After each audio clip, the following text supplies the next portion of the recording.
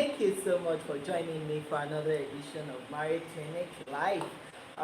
So today we'll be looking at an interesting topic, but before I go into that, I would like to say thank you to all our members at Married Clinic. Thank you for your participation. Thank you to all our new joiners, our new members, our new subscribers on YouTube. I want to say thank you for joining us, and our returning subscribers on YouTube as well. I do celebrate and appreciate you all. Thank you for joining us. So today I'm going to be looking at wrong reasons to get married. I mean, what are the wrong reasons why anyone should get married? These days we find out that people get married for the very wrong reasons. I mean, there are so many wrong reasons why people get married. So we're going to be looking at that briefly. I want you to know that all of these reasons that we are going to be listing out today or highlighting today are the are not good enough reasons why you should go into marriage. You know why? Because marriage is a lifetime thing. It's a lifetime commitment. So you don't want to just go into it carelessly, because I tell you, it's going to affect you in so many ways if you just go into it carelessly and just to get in and discover that this is not what I really wanted. So we're going to be looking at what are those wrong reasons why anyone should get married. So the first reason is, oh, everybody is doing it, everyone is getting married. So I mean, there's this euphoria in the air when we see people getting married. When you go on social media and you see wedding pictures, you see engagement pictures, you see proposal pictures. I mean, that alone is enough to make someone think that, oh, everyone is getting married, and as a result, I should be married. Now, you are already thinking that, oh, I should be married because everybody is getting married, all my friends are married, but you are not carrying out a self-assessment of yourself to know if you actually have what it takes to get married. I mean, the fact that people are getting married does not mean they even understand the concept of marriage that they are going into, or they are going to go in there and do marriage right. So you don't just go into marriage because you feel, oh, everyone is getting married, all my friends are married, all my siblings are married, so the next thing for me to do based on that is for me to be married. No, you want to check, do I have what it takes to be married? Am I ready for marriage? Am I fit to do the work even that marriage entails? You want to ask yourself all these honest questions. Another reason is pressure, societal pressure, and family pressure is one of the strongest one. I mean, when you come from a family where mother is singing to you every day, oh, you have to bring husband, you have to bring wife home, you know, they are pressurizing you that you just have to get married. See, all my friends children are married, you too, you have to marry. I mean, that is not a good reason to get married. You are not in a competition with anyone, and you are not in a race or a rat race with anyone. So you don't want to start using other people's yardstick, you know, to determine your own life, your own life endeavors or the things you need to venture into. You have to carry out critical assessment of yourself part time and ask yourself honest questions like, okay, so am I really ready for this? And even if you are ready for this, are you forcing yourself on the person? Are you forcing yourself on a man, or are you forcing yourself on this lady? Because it's possible they've shown you all the signs, all the red flags that, see, I'm not into you. You are not someone I could love for a lifetime. It's possible they've been showing it to you, but you don't want to look at those red signs. You ignore them. Why? Because you just have this crave and this quest to be married. Now, when that happens, I tell you, when you get in there, like someone put it, your neck, you just find out that your neck is hooked, or your neck, you know, is under a yoke, and before you know it, you are looking for means or ways to go out. So You want to, like I said, you want to assess critically if you really are fit, for marriage. Societal pressure too is another one. Like I already said, you see your friends getting married, you see families getting married, and you feel, oh, the next thing for me to do is get married. Another thing is some people believe that once you are done with schooling, once you graduate from higher institution, maybe once you have your degree, they believe that the next certificate for you to badge is a marriage certificate. See, it doesn't always work like that, because see, quite a number of graduates are clueless as to what marriage entails. As a matter of fact, no one goes to university to learn about marriage. They don't teach us marriage in school. The same way they don't teach us about money. Now, unfortunately, all these important things that they did not teach us in school, but in life we have to face them, are the things that can make or mar us. They are the things that can break us as human beings, but you won't find them in school curriculums. So what does that tell you? That tells you that going through the four walls of school is not enough for you to think or assume that you are prepared or you are ready for marriage. You know why? Because there is a lot of things that marriage entails, and there is a lot that happens in marriage that it's beyond your academic qualification to be able to handle it. You need to understand life itself for you to be able to run marriage successfully. And the question is, how many people really understand life? How many people understand even people? How many people understand their neighbors? How to treat people, how to relate, how to respond to situation or unwanted situation. Now, if you don't know all of these things, I tell you, you will struggle in marriage. Then for some people, they've not achieved anything. I mean, you don't have anything to your name. Even if you have a degree to your name, you don't have a job yet, you don't have an income, no earning, no source of revenue whatsoever, and you are thinking marriage. So the question is, when you get in there, what resources, what means are you going to use to run the home, to fund the home? Well, some people will say, I believe in miracles. Yes, we believe in miracles, but at the same time, you must have a work in your hands, because even God says, I'm going to bless the work of your hands. So He doesn't want you to use hope as a strategy. You are just hoping that, oh, things will fall into place. No, it doesn't work like that. You must have done your own work. You must have something in your hands that God can use to bless you, or to convert to revenue for you. Either your talent, either your your gifting, either your vocation, your profession, whatever it is you've learned that you are good at, and you are good at doing, whether you know how to solve problem, whatever it is you are good at doing, that is what He's going to use, to that He will convert as a means of income for you. So if you don't have all of that and you think, I'm ready for marriage, I'm sorry, you may go in there and struggle a bit, because marriage entails a lot.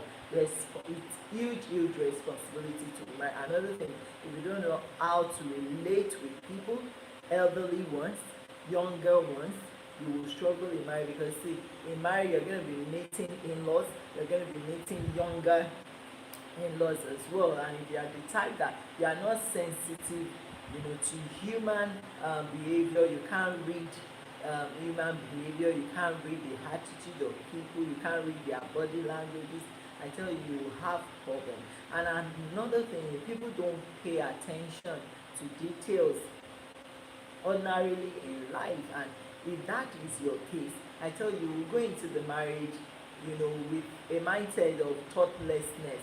I've seen people in marriage who are, even though they are in marriage, they are totally disconnected from each other. They don't know what is happening to the other person. They don't know what makes the other person happy. They don't know what gets the other person hungry. They are just totally disconnected. They are just roommates or flatmates or bedmates, but they are not soulmates. They can't you can't see that there is union or there is unity or peace in this marriage. Now, you don't want to go in there and experience all of that. So you need to be sure that you are ready. Now, another reason is for some people, they believe that, oh, a reason to go into marriage is because I'm going to be having free access to sex or to unprotected sex. Someone actually said that recently, and I was like, what? How would that be a reason to get married? And that is the truth. I mean, some people believe that, oh, the reason why I'm getting married is so that I can have free access to sex. I mean, that is not a good reason. You know why? Because if that is your sole reason for going into marriage, when that person no longer have the strength to give you that sex, or when they fall sick or something happens to them and they are no longer able to service you in that area, I tell you, the reason why you went into the marriage in the first place has been affected, and before you know it, you will start looking elsewhere. You will make a mess or a mirage of the marriage, and that is why we need to be sure of the reason why we are going into marriage. I mean, the concept of marriage is so deep that it's not for careless people, it's not for thoughtless people, it's for people that have taken their time out to study themselves, to discover themselves, to discover their purpose, to have an identity. They've achieved something in life, because see, you are not going in there to depend on others. And that takes me to another wrong reasons why people get married. You get married for money or for financial gain. I've seen ladies who don't have work, no job, nothing, no handwork, no vocation. They are just busy, roaming about, jumping up and down, and they will tell you that, well, I'm just waiting for a man to come and marry me so that he will take over all my responsibilities. Excuse me? I mean, that is a wrong reason for getting married, because you think someone will come and take over your financial responsibility or your financial body.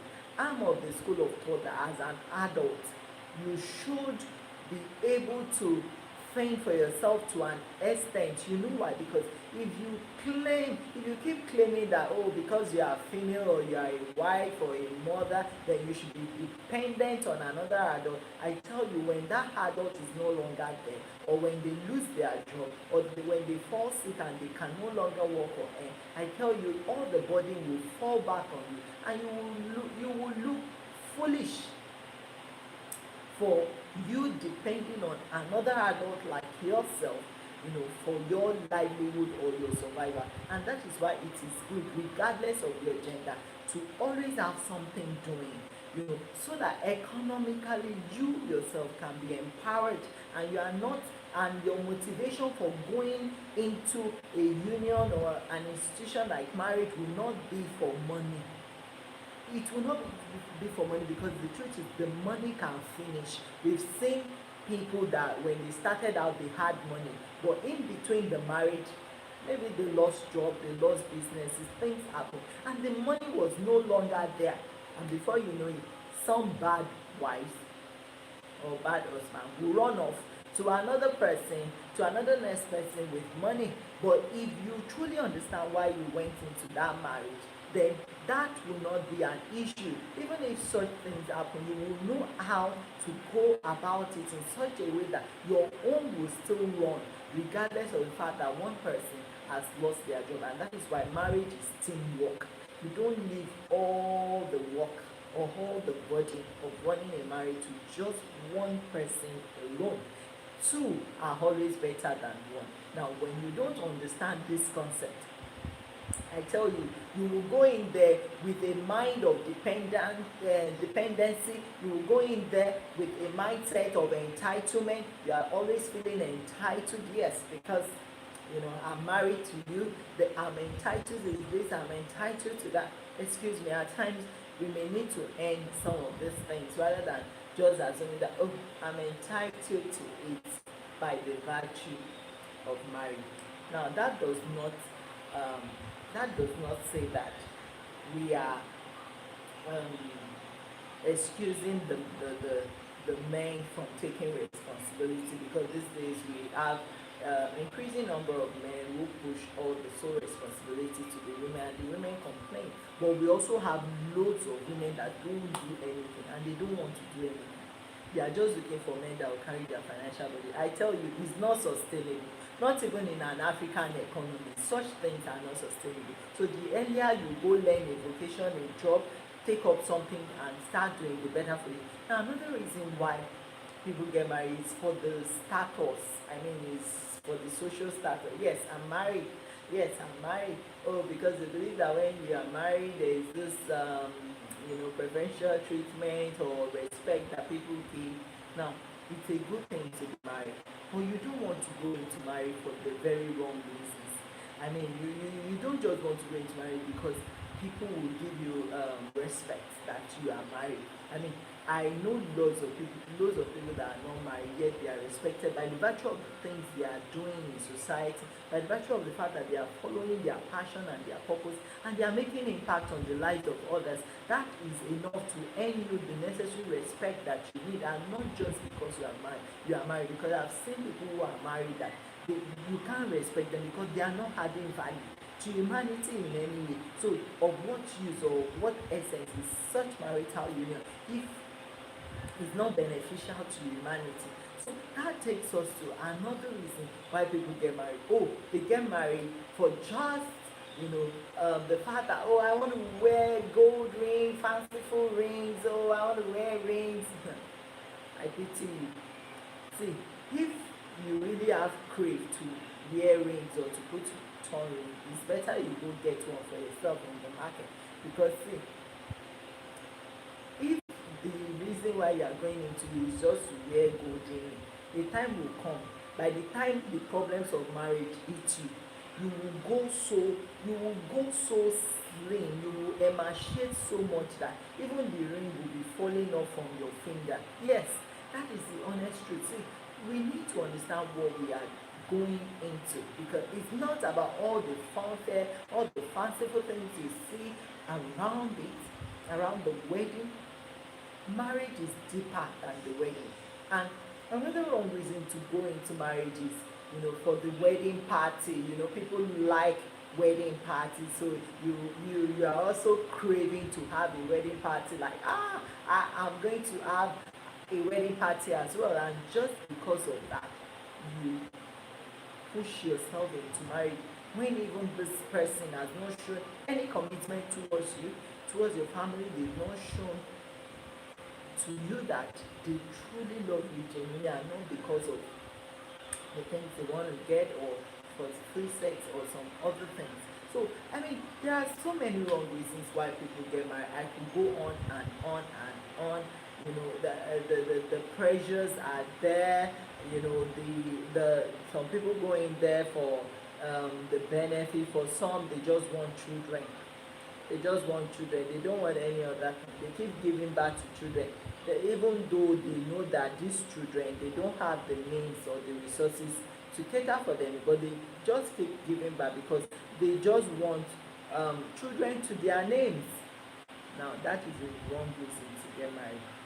Because I tell you, after you've given back to those battalions and you don't have the means to fend for them or to keep them, the fight that you and that your partner will be having on a daily basis because of those children, because of their care. You will be fighting over their food money, you will fight over their school fees, you will fight over the clothes they should wear, you will fight over the rent of the house.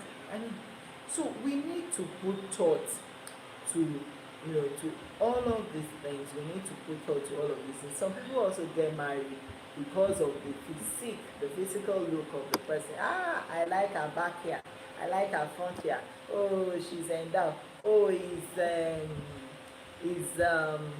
6 pack. In front is this, is that. I mean, those are wrong reasons. You want to look beyond the container, because the container can be deceptive. You want to look at the content of their character, who they are. You want to check it out. How they will treat you, how they will treat your people, if they are useful to themselves, talk less of being useful to others. Because see, marriage is responsibility. You have to add your own responsibility to, you have to take responsibility for yourself in addition to taking responsibility for other people, that will be in marriage.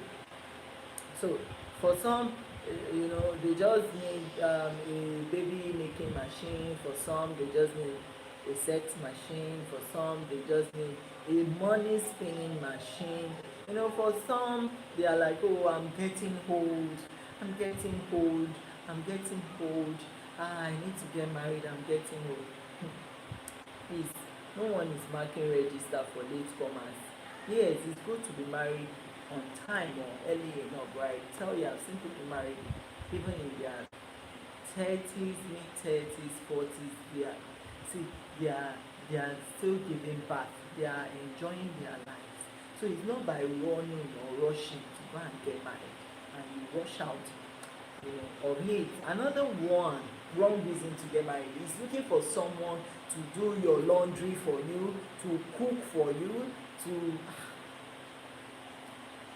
I heard, there is someone that said, oh, my 37-year-old son cannot do anything for himself. He cannot wash, cannot, and he's not handicapped. There is nothing wrong with him. He's a complete human being, but he cannot do all of those things. He can't even take an accommodation for himself. He lives in a family house. He cannot wash his clothes by himself. He cannot do so many things by himself. And the mom is saying we are looking for a wife for him because they believe that he's a wife that will fix that problem. See, it is very wrong for you to think that marriage will fix your deficiencies, in character or in life. No, no, no, no, no. You have to look for means to address those things before you go into marriage, because see, marriage will amplify the weaknesses that you have. So it is better not to assume that, oh, when I get married, my inability to cook, my laziness will just go away and fly out through the window. Excuse me, that's not going to happen. Rather, it will show us how lazy you are, because see, by the time children start coming, we will know if you are truly organized or you are ordinarily a scattered person on a good day, even while you are single. Another reason is some people say, oh, I'm lonely. They just want to leave their parents' houses. They keep saying, oh, I'm lonely. See, it's better to be lonely than to go and get married to someone that even in the marriage, loneliness is killing you. See, there are many lonely married people out there. Even though they have that title of being married, but they are lonely and they are disconnected from their spouses. You can't call it union because both of them are clueless as to what is happening to each other. See, that is not marriage, and you don't want to go into such union. So I think that I've said, I've given enough wrong reasons why anyone should go into marriage, because at the end of the day, when you go into marriage based on these wrong reasons, what you will end up having is a toxic marriage, a battlefield marriage where you are fighting, or you spend all your positive energy fighting on a daily basis. If you don't fight for money, you fight over sex, you fight over irrelevant things. You don't want to go into some venture that will cut your life short or will make you go old, quicker. So please, let's check our motive for going into marriage. It's always good to allow it to happen naturally. It's always better to have someone that truly and genuinely loves you, such that if the sex is not there, they still love and care for you, such that if the money is not there, they are ready to part with what they have to make you satisfied. I mean, you have to check out all of these things and ask yourself, see, when all these things, when all these externalities, material things are no longer there, they are no longer surrounding you, if we take all those things away and we discount this person, would they still stand by you? Would they still love you?